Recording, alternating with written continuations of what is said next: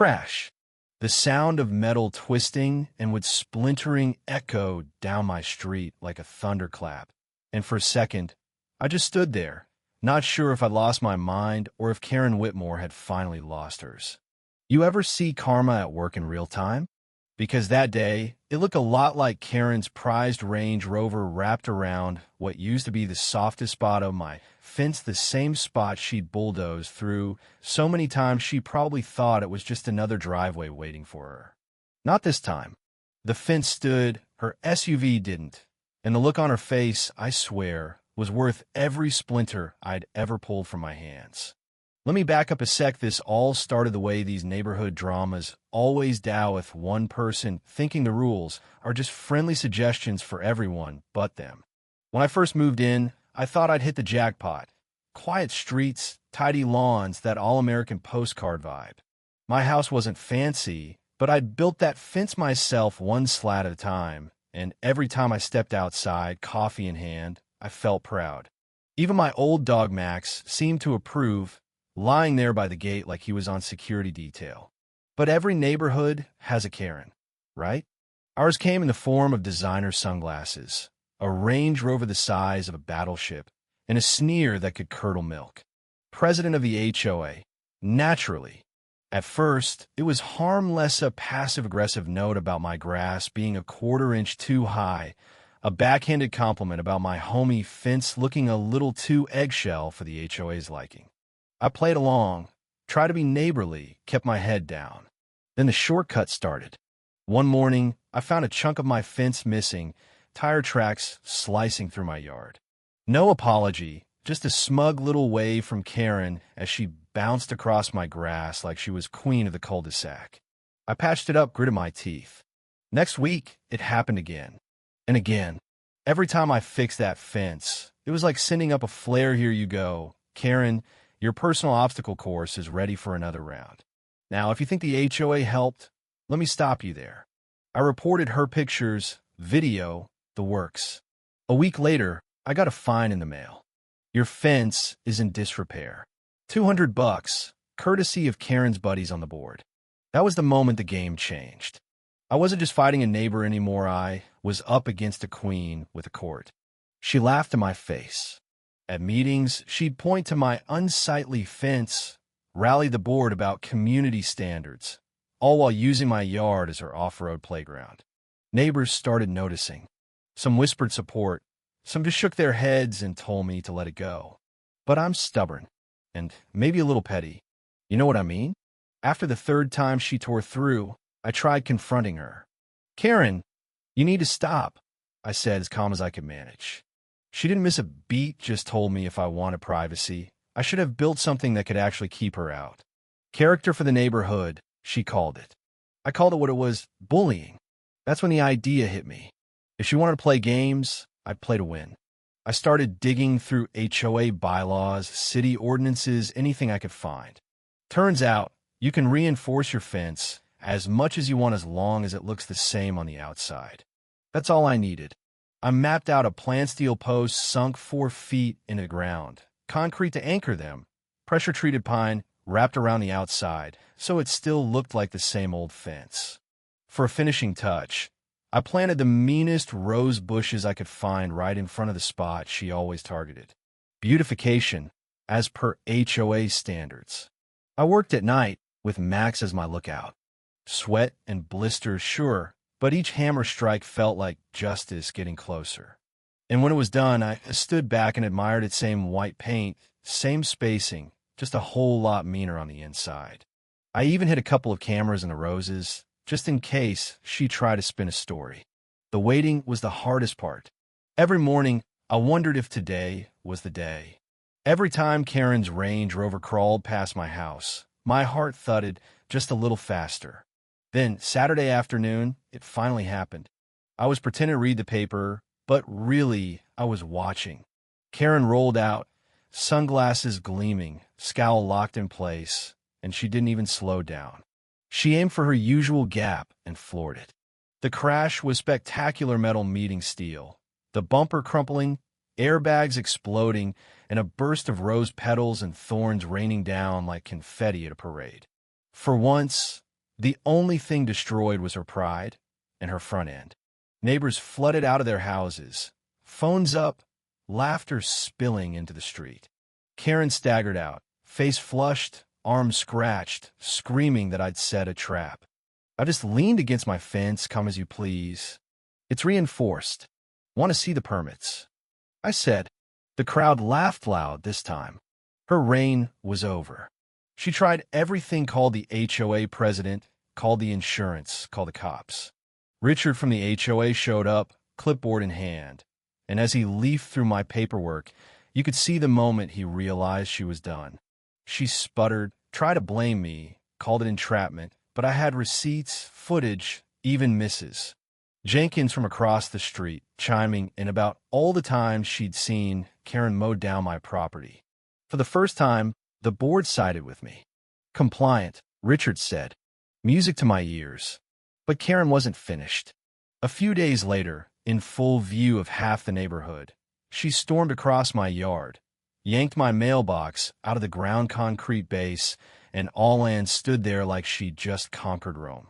You should have seen her face when the cops rolled up, blue lights flashing. Destroying a mailbox is a federal crime.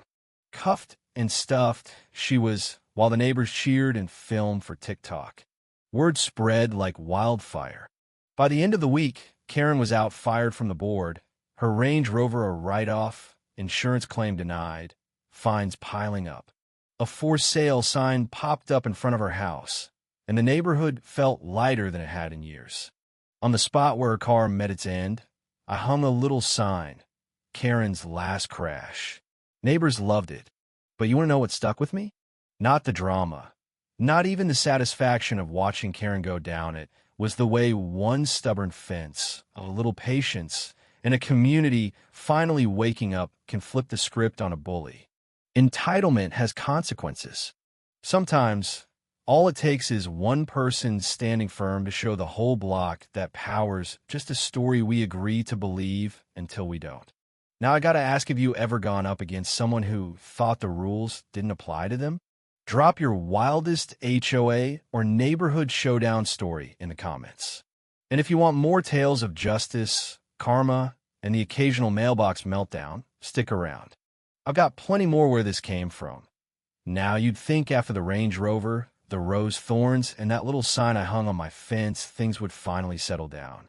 Maybe the neighborhood would slip back into the peaceful, cookie-cutter quiet that I'd been chasing since the day I moved in. But you know what I've learned?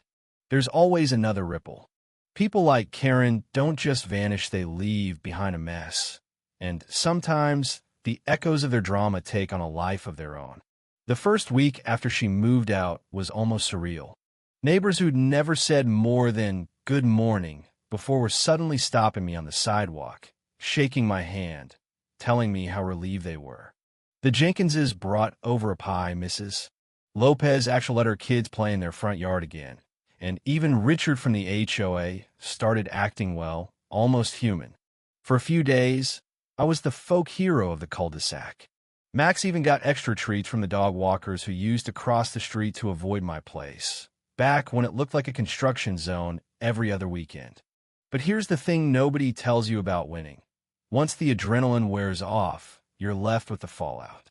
Karen might have been gone, but her ghost was everywhere. Emails from her lawyer threatening lawsuits for emotional distress, a certified letter about defamation of character over the little sign I'd burned her name into, and, believe it or not, a demand from her insurance company for reimbursement for unwarranted damages.